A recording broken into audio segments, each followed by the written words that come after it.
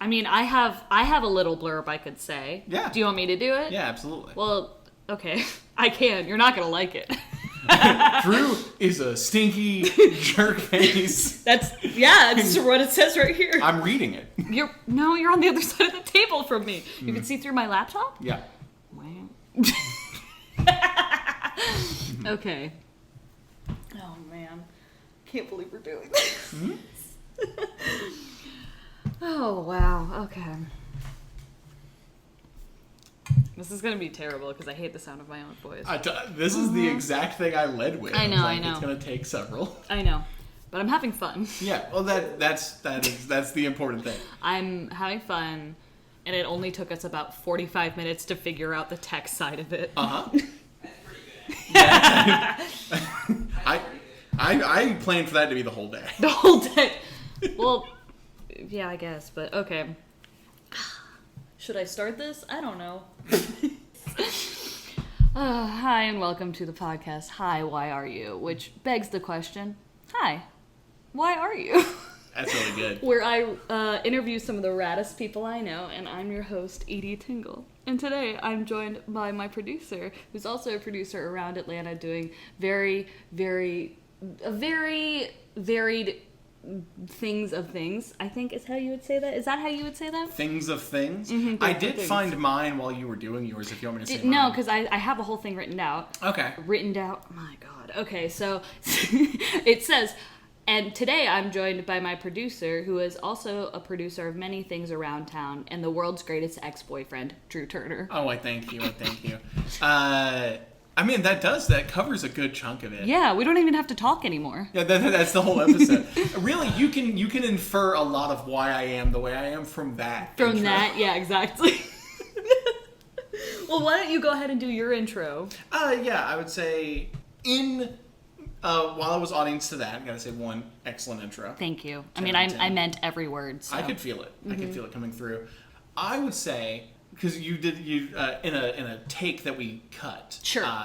You did one that was kind of styled like this, but I would say like Drew Turner is a performer in the city of Atlanta whose primary goal is to ensure that you have a good time and that your ideas happen. So that you have a good time, the audience has a good time, and your ideas have a good time. Yeah. I think mostly that the ideas have a good time. Yeah. Well, they deserve to be seen by the light of day. That's so. The God's honest truth. Mm-hmm. So I guess my first question was, what do you do? But you kind of answered that. But do you want to make it more succinct? Yeah. I make theater happen. Is kind of the both biggest and smallest version of it. Simplest and most complicated way to say it. Exactly. I think it begs a lot of the question. But yeah. Begs a lot of the question, why? The podcast begs that Great, question. let's go. Yeah. But yeah, I think that I haven't checked this, so this is fully baseless, but I think as an individual, I have produced the most shows in the city. Like this year. Like as a single person. Like I don't have a team, I'm not out of an organization. Oh wow. Okay. Yeah. I feel like that's probably true. I know you keep count. How many shows have you produced this year? And we are in the month of August. We're in the right month now. of August. My last date that I have the exact number would have been end of May. At the end of May, I had produced 52. Wow, that's a lot of shows.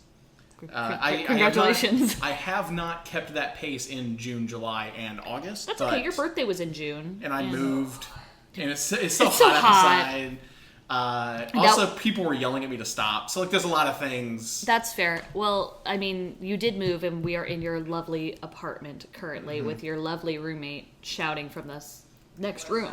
Yeah, that's Lucas. Statler, no Waldorf. Lucas is. I'm very happy to be joined by both of you today. Mm-hmm. Lucas was a surprise, but, I love him. He should have been. He lives here. You said he wasn't going to be here. That's why. I did not say that. I don't know. Yeah, no, I did not say that at all. You did. You said they were going to go get food. I said he was trying to get food. Well. Yeah, everyone said no. You should go hang out. Well. Indeed. That's fine. Like I said, I'm very glad Lucas is here. Yeah. He's always. You're welcome. I hadn't seen you in a bit, so it's nice to see you, bud. Good to see you too. Yeah. Mm-hmm. So I guess, a good question that I've always wanted to ask you, and Sure. I think I have asked you, but not in a recorded sense. Sure. Why do you do what you do? Because I know you're a really big producer around town, and you have a really cool, would you call it a showcase, Golden Egg? Yeah. So- I oscillate between it being calling it a showcase and calling it an improv open mic, but yeah, it is a showcase. But you have this really cool idea. It's called the Golden Egg Incubator Show, Mm-hmm. and it's I've done it a few times with a few different teams. But you get to like submit an idea that has either never been performed in front of an audience or has been performed like for a very small crowd, and it's just people trying things essentially. Yeah, so the idea is that it is the first, it is either like a team that has not performed for an audience before, so like either the specific people involved, or existing teams or existing performers who work together, but they're doing something new structurally. Okay. Yeah. And you used to do it like once a month, and every single time it would sell out because there were just so many people that wanted to see new things that were happening in Atlanta. Whether if it was the performers trying something new and like being a fan of those performers and being like, oh, this is new and I want to see what they're doing, or just an audience having a certain curiosity about it. I mean, also not to have this go unsaid, but I mean, literally, so it is an open mic show. Yeah. Open mics as a show format very regularly do sell out. Yeah. And a lot of it is like very kind of you to say. It's a lot of people who are kind of very excited about the novelty of show. But to be honest, I think for a lot of it, it's even more based than that. It's a lot of just like people wanting to see their friends do shows. Golden Egg naturally kind of attracts performers who are doing, for a lot of times, literally doing their first show, period. Oh, wow. Because it doesn't have the roadblocks that producing a show independently would have or anything else.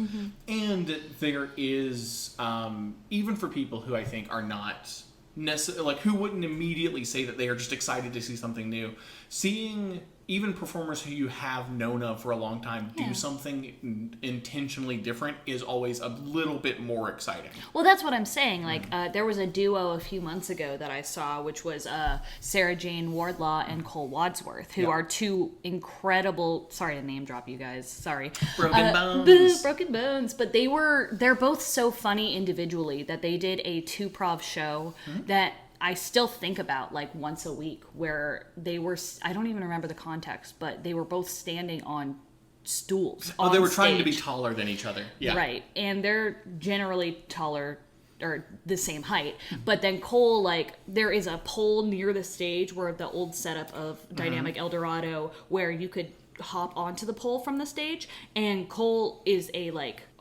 gymnast criminal, and he climbed on that pole and just like started going up and up and up, and everyone, I know as an audience member I was a little scared, but I know Cole very well and I trust him not to fall. But the excitement of seeing these two amazing performers do something new was so much fun, and you like harbor the creative environment for people to be able to try something. It's also like this is a thing that I do think helps me as a producer that's a bit unique, is I'm a big fan of the form. So like What form? Improv, Okay. specifically, but like I go out and I see shows regularly. You do. Like even if I barely know the people in them, I like seeing the shows. Yeah, because you like to support people. That, and also I just like improv. That's true.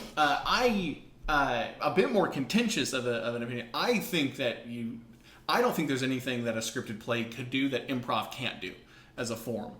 So like I'm very into it as an audience member, and a big inspiration point for like this show in particular was being involved at Village Theater during their final improv league ever.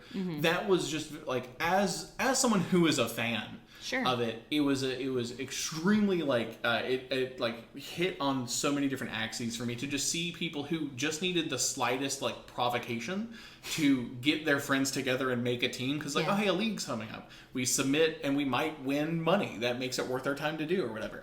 And there was like 15 brand new teams, or not even all brand new, but a lot of teams, like out of even the Village cast, there are a couple groups who formed together just to perform in that league. And in the absence of Village Theater, there hasn't really been another institution or place that's kind of taken up that mantle. And that, like, period of time as an improviser and as an improv fan, it was very exciting for me because it would happen, like, every few months or whatever. There'd be a bunch of teams with all of them are trying to both, you know, appeal on skill or chemistry or their gimmick or what have you. Mm-hmm. And there's any reason at all to do it. Mm-hmm. And so a lot of why Golden Egg exists is just like, well, I can make that happen every month. Yeah. Is just like, hey, you can't do something you've already done before. So it's not, you know, because teams that have already been performing, they can get on stage. Yeah. And so it's just that a little bit of stuff where it's like, hey, you already know what you know you can do. Here's a space that's intentionally designed for you to try something different, try something outside of your wheelhouse, or try it for the first time. Yeah.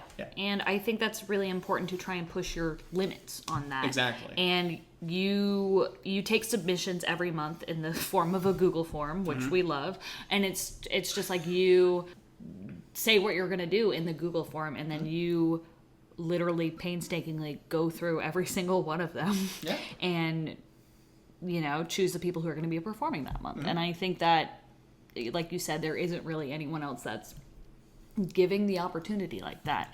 And it's very admirable. And that's why I'm interviewing you, because I think you're one of the coolest people I know. Oh, I think. You're welcome. It's not just because you're my producer, I promise. Yeah, I bet. Man, I feel like I was going to ask you another question, but... Oh, wait, yeah, here's a good one. How do we know each other? You and I performed together. We met in a show called Malpractice. Mm-hmm. That was a show that was pitched to me by Ben. Purvis. Ben Purvis. Great improviser, great mind. Just wanting to do... He wanted, like, I think his premise was, like, he just wants it to be medical in some way. And this is pre-quarantine, at least the first one was. Oh gosh, it was. Yeah. And I had suggested the overall, like, format and structure. And then we had decided that it would be kind of a rotating cast kind of show. I believe Aaron Shore brought you in particular. I was like, I'm going to reach out to Edie. It'd be great for the show. We did that.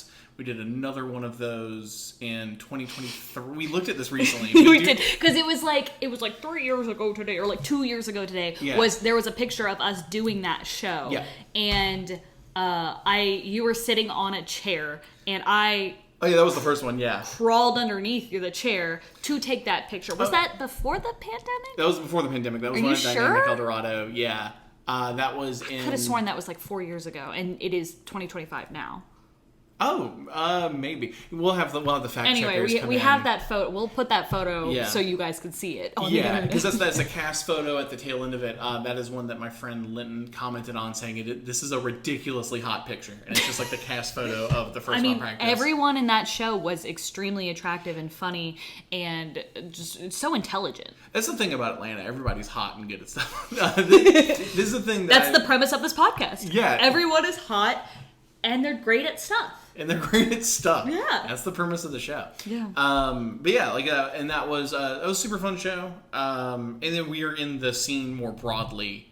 The improv scene in Atlanta. Yes. Mm-hmm. I am not as much in the film side of things. But yeah. I guess I don't know how much, if any, of the show you want to be about what you do. I mean, it can be both of us. Sure, it's like I'm cool. I'm hip. Oh yeah. Just do you want to be interviewed 10 times in a row?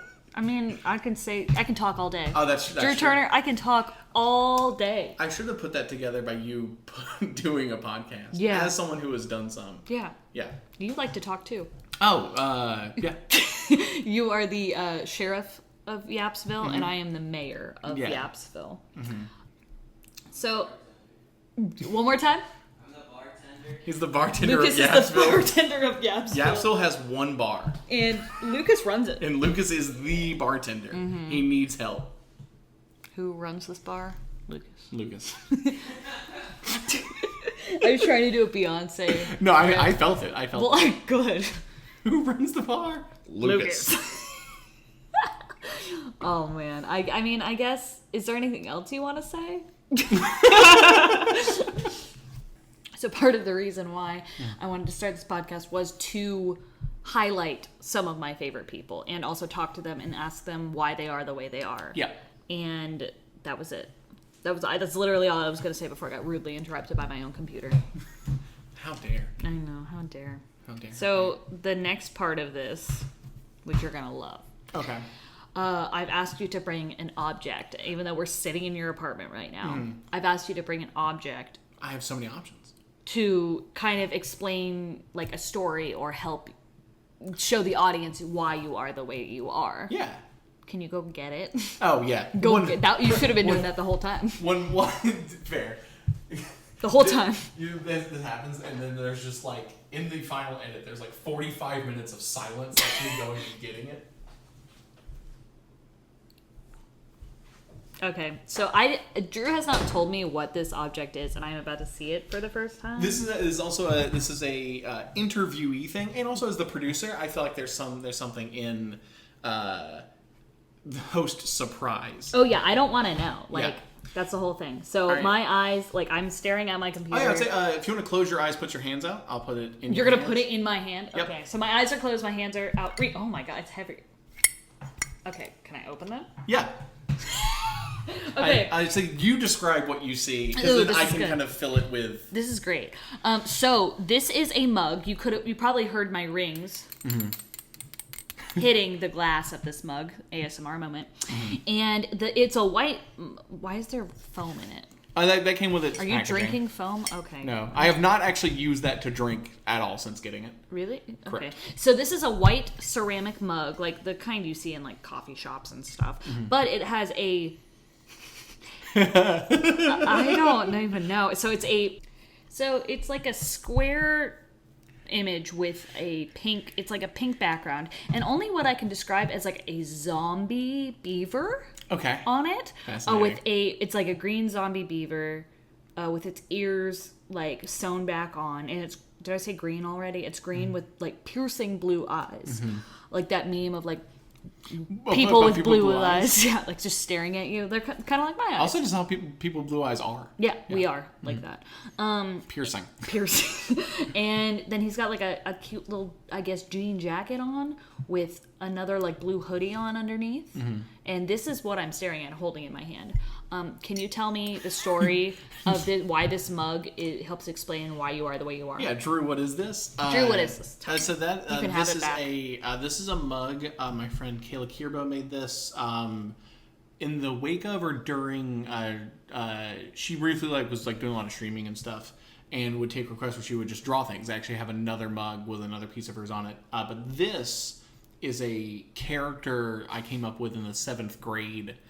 Called Frankengerbil. Now, Oh my god, when I forgot I- about Frankengerbil. when- No. when I draw Frankengerbil, he does not look like this at all. No, it looks like a beaver. Yes, this is a zombie beaver. A thing that I have done multiple times, and especially if I have friends who are visual artists in particular, Yeah. is I love to give them the prompt for the character and then see what they do with it. If I can, I often will not show them mine, if they haven't seen it. And because I love Because you don't seeing- want to cloud their creativity and give them any ideas. Well, I want to see what they do, because mine also looks terrible. Mine is Yeah, you've been drawing it since what grade? 7th grade, and it has not gotten any better with age. I have not iterated on it. I almost intentionally make it look like a 7th grader drew it. But I'll probably, if this episode does go live, I'll draw one so you can use it in the carousel or whatever. Please. But it's in 7th grade, my friend Zach and I, in our pre-algebra class, we would write comics back and forth. And one of the ones that I did, kind of doing doodles and sketches, was Frankengerbil. So there was a character I created. The basic premise of him is that he's if Frankenstein was a gerbil, as you can probably put together, but the big gimmick of him whenever I make him is that he has Frankenstein's neck bolts. So Yes. they're way too big for him because he's a little gerbil. So the bolts are huge, So and he's then he's a tiny guy. Very top heavy. Yeah, Got and it. so he's just got these giant neck bolts on. Visually, it's very funny to me. And so this was during a stream. Kayla was just asking for suggestions of things to draw. So I immediately was draw the thing, and then she did. So then I ordered it, and now I have it. Yeah, it is. It's a thing that I love because I'm around. I'm around now and have been for so long. So many people who are very creative, and I just love hey. Maybe this one's a bit. I think this is literally the definition of a self-insert. Maybe. Yeah, sure. I'm just hey, here is this character prompt, but I want to see what you do with it. It's if you don't need mine, don't even look at mine. Just take the prompt, and I want to see where you go. And I kind of like collect. I like to collect because I do not have nearly as many as I should, but it's a thing that I really enjoy doing. Giving people the prompt Frankengerbil? Yeah. Okay. Or seeing what they do with the character. So here's another question, because this is the object you brought and you felt like it would help explain why you are the way you are. What was like the genesis of Frankengerbil? Oh, I mean Like you said, 7th grade. 7th grade making comics. Yeah. So like that was probably the first thing I ever did creatively. Was Frankengerbil? Was like these comics. Okay. We also did some that were like, if you could make Osmosis Jones edgy. We had 2. They were bad boy cops that were white blood cells. Are you joking? I'm Osmosis not. Jones is like already edgy. It is what are you not talking edgy about? at all. Yes, it is. That's a cartoon for children. Have you not seen the zit scene? I don't think that's edgy. I think it's gross. So those aren't the same word. They can be. That is true. Yeah, come on. A lot of edgy things can be gross. Like Willem Dafoe. I don't think either one of us. It is not the official stance of this podcast that Willem Dafoe is gross. No, he's not gross. He's just a freaky little guy, and He I is love a freaky little guys. But yeah, like prior to that, I mean, granted, I was only like 13 or whatever, so like I had just kind of gone to school and played video games. These comics were the first thing that I did Creatively. Yeah, because I didn't start acting until I was 16. A few years later. Yeah. Okay. Yeah, like junior high school. But yeah, that's the thing we would do. I mean, like, just to not do, but it's also a thing we would do. Like, I would do a panel or two, and then we would hand them back and forth. So we would both. And my friend Zach, we would switch off who was writing the comic, and so you kind of would pick up the story from whatever they had done, and then see what they had added to yours. So it'd be like I'd hand it over, he would read what I had done, like react to it, and then add his bit, hand it back to me. I would read what he had added, and we'd kind of build it out from there. Okay. Yeah. I like that. That's like so would you say that's like your first creative collaboration? Oh, yeah. I mean, I think definitionally. Definitionally, yeah. Yeah. No, that's so sweet and so cute. Yeah, 7th grade was a wild time. But it's where we got Frankengerbil from. It's where we got Frankengerbil. I can't believe. You've told me. I am sorry that I forgot about Frankengerbil, because you've told me about Frankengerbil many times. I think I've drawn him on a whiteboard of yours. You have. Yeah. Yeah. And I think he was on the whiteboard in my kitchen. Yes. Yes, because the list of things I need to do during the week, and then Frankengerbil was just on there for months. Because he was so cute, and I didn't know what he was for a while, and then I think I asked you, and then you told me this story. Well, like, here's the dude. Here's the guy. Here's the guy. Yeah. Wow, I'm baffled that I got to see the original Frankengerbil mug. Well, yeah. This is the only. I said the mug. Yeah. This is the only fixed form of him I currently have. Granted, I could draw him whenever I want. You could. Which is why I don't have any, because it'd be so. Oh yeah. So because you listeners aren't here right now, I'm going to make Drew draw a Frankengerbil right now. I'm not going to distract you. I'm going to tell a story. You wouldn't be able to distract me. You wouldn't be able to distract me if you tried. But one of my favorite anecdotes about Drew and I's friendship is that we created a improv show called the French Toast Triplets. And no one else. It was just the two of us. It was just the two. I was getting there. And so we went... It's like you can also hear the third member of the French Toast Triplets. Yeah, they might have guessed there were 3 people. There were 3 people, yeah. But we all went to a party last year, of a birthday party of our dear friend Fiona Campbell. And the 3 of us, Lucas, Drew, and I, were kind of sitting around, and we realized we had never really done shows together. And we wanted to do a show together, and I think we were trying to come up with a name. We were trying to come up with the name of the team before we decided what the format was. And Lucas, we were just saying random team names, and Lucas came up with French Toast Triplets. And we went from there, where we created a show where we had a George Foreman grill, and we grilled French toast. The 3 of us on stage, we grilled French toast, and we gave it to the audience, but we would have to justify coming through the scene with a plate of French toast. And we dressed up like chefs, all of these things that I'm naming, like all the equipment we had, came from my kitchen. Yes. And I actually used my George Foreman grill the other day to make a panini, and it was awesome. But I just remembered that I had my George Foreman grill from that, and I think that is because that was like where we like really started talking again and like becoming better friends, was because of this format and doing that. And also it was just so much fun, and I want to do that show again. It's just a lot involved. It's just And kind of booking the space. all three of us are so busy because we're also talented and in demand. Well, I'd say here's the actual thing. So, like, very flattering about French toast triplets. If and when it goes up, everyone should see it. Like that, because like that would have been, you know, like fall of 2024. Yes. I have been, you know, I've been in the Atlanta scene at all since about 2019. Yeah.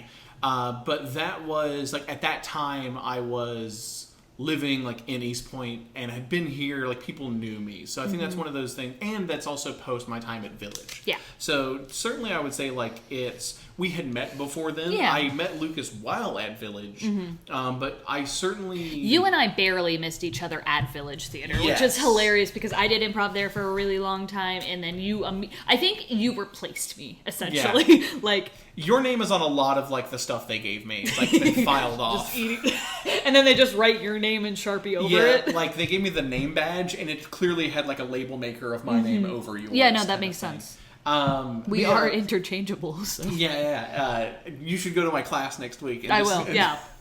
But yeah, like I think that was also like that was a point in time where I was making a more concerted effort to be up here and kind of do stuff more often. So I think it's also, you know, kind of putting myself in the room, essentially. Yeah, exactly. But also, I was like, because I think that I give this impression a lot, and it's not that I never have anything to do, but I feel like I feel like I do a lot, and I still feel like I have a lot of time. I think that for a lot of people, like, I find that getting to do all of the creative work, I find that very invigorating. I agree. Same. Yeah, I am not yet at the point where it is draining. And I think obviously everyone does have their limit, but it's also this thing where it's like, I had a lot of time where I'm sitting and twiddling my thumbs that I would still rather be like, oh, let me be rehearsing or practicing a show. Yeah. And I feel like a lot of the performers kind of in our scene and in our space are in this position where like the infrastructure does not exist for any of us to be doing this full-time professionally. Yeah. So we have to be doing other things to support the creative pursuits. So I would say, you know, it's like, we could do a French toast triplets. I feel like we could do find them right now. Yeah. Let's go crash this birthday party. Yes. No, but you're absolutely correct. And I think that schedule allowing, we should do more shows together. Like you and I have been talking about doing a 2-prov for a very long time, and I think that we should. And I want our audience listeners to know that Drew finished drawing Frank and Gerbil like fast. 3 or 4 conversations ago. Yeah. And he's just so darn cute. He's a little bit of Pikachu, a little bit of Hamtaro, a little bit of Mickey Mouse. I see it. Where's his nose? Does not have one. Why does he not have a nose? That's more detail than I came up with in 7th grade. He does have a slight frown. I think that's why I saw the mug and I thought it was a beaver, because the nose is so prominent, and also the buck teeth are very prominent. Yes. Frank and Gerbil, he's got a little bit of a lot of things in him. Well, it's people. I like him. Yeah. No. Well, that's the thing is, I encourage the people finding the character for themselves, Putting their own twist on it. That's what I get it. Yeah. Like if I did give it to someone and they gave me back the exact thing that I drew, that's also very interesting. But it's more so. Go ahead. No, you go ahead. I was going to say, is this your version of a Rorschach test? A little bit, yeah. I mean, I think there's something to the fact that I always draw him looking down and a little sad. Yeah, I'm going to draw... When you say Frank and Gerbil... Yeah, he's half hamster, half gerbil, because he's still a Frankenstein. Sure. I always draw him as cut in half at, like, the neck. Yeah, I see. And he's got bolts that would be an appropriate size for a human Frankenstein. So that is, like, the general prompt that I give for the character. Well, I'm drawing my own version of Frank and Gerbil. Right Yeah, absolutely. You got a vamp. You got a tell. Oh, yeah. Do me a favor. Tell me what your favorite color is. Oh, purple. What kind of purple? You got to vamp a little bit. Oh, more. I got to vamp. Whatever one Donatello wears. I'm a big Donatello. That's one of the other things, because there's like, you can, there's like all like the I guess they're icebreakery, but all the things you can ask people to learn a lot about them. And I'm a big proponent of what is their favorite Ninja Turtle.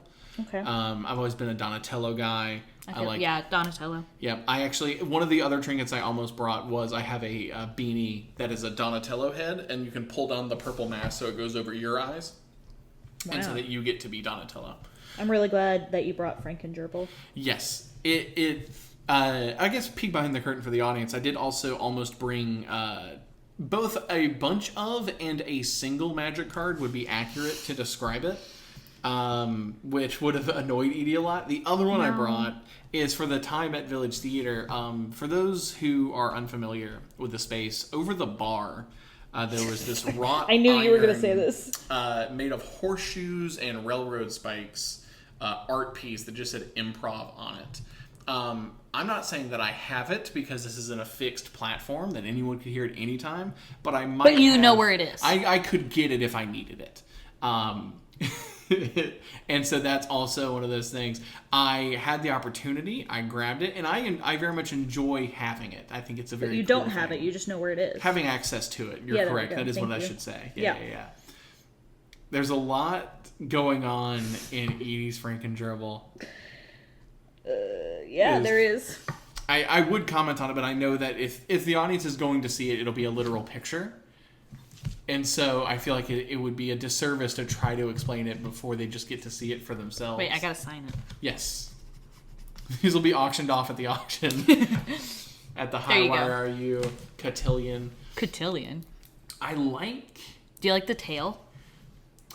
Because gerbils have tails like that. Okay, interesting. Because I was seeing it upside down, because you did the tail. So I guess I'll describe it. So Yeah. Edie's got kind of definitely a lot more dynamic body shape. Mine's kind of very tubable. I would probably say It's got a big ass head. yeah, big cartoon head, kind of egg-shaped body. But Edie also drew a tail coming off of it. Looking at it upside down, I thought you had written like Fig.1. And I thought for some reason you were going real deep into this being like a scientific anatomical No. diagram of the creature. No. Which would have also been very fascinating. True, but Similar to me, giant neck bolts. giant neck bolts. I've heard a lot of people when they see Frankengerbil for the first time have asked me, "Oh, does he have a jetpack on?" Which is extreme because that's what they're just big blocks. Well, to me, yeah. like looking at my version of it, it kind of looks like weightlifting, a little bit. like giant weights. Yeah. So I'm sorry that I made Frankengerbil so You jacked. just can't get away from the Can't get gains. away But the from thing the is, you kept his tiny little hands. He's got tiny little. He's got hands. tiny little hands. These look like he's got like trunks on, and those like little like those are ties. Yeah, those are his pants. Okay, so your Frankengerbil wears pants. My Frankengerbil wears pants because he can't be naked. Sure.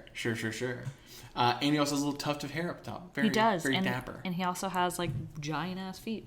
Big feet, which is also like mine's got like the kind of big cartoon feet. And here's a little couple. Either these are tears and he's crying actively, or these are teardrop tattoos and this is a murderer. And he's killed It's the before. latter. Okay, he's a killer. Yeah, Frankengerbil. Where do you think he got all of his body parts? So this is like He Frankenstein himself.